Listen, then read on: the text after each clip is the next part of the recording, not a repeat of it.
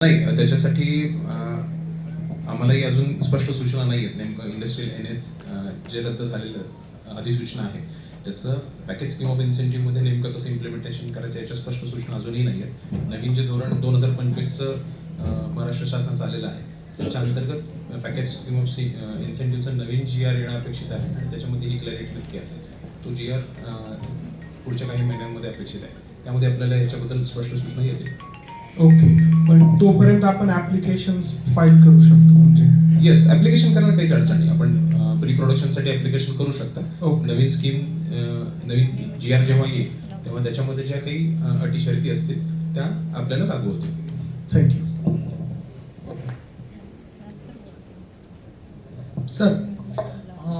Package scheme of incentive जी आहे ती डिसेंबर 2025मध्ये डिक्लेअर झालेली आहे, परंतु त्याचा GR जो आहे तो अद्याप 8 महिने झाले जवळपास, परंतु नाही आहे.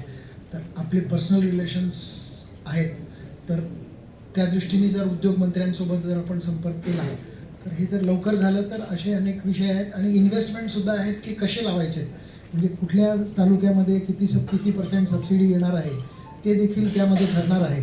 तर त्याचं GR जे आहे ते जर लवकर आलं तर त्याचा अतिशय फायदा आपल्या उद्योजकांना होईल.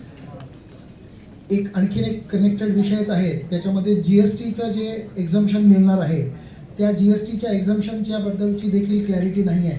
पूर्वी जे आहे ते पूर्ण जे काही स्टेट GST जे होता तो कंप्लीट मिळणार होता, परंतु आता नेटवर जाणार आहे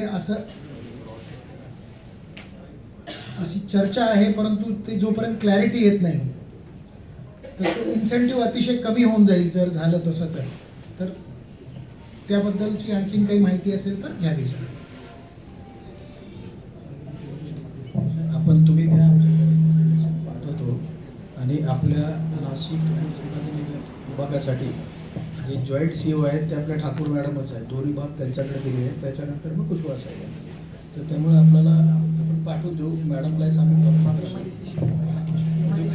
उद्योग आहेत त्याला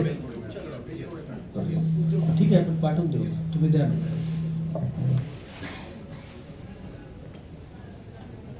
हा सर, तर माझा एक प्रश्न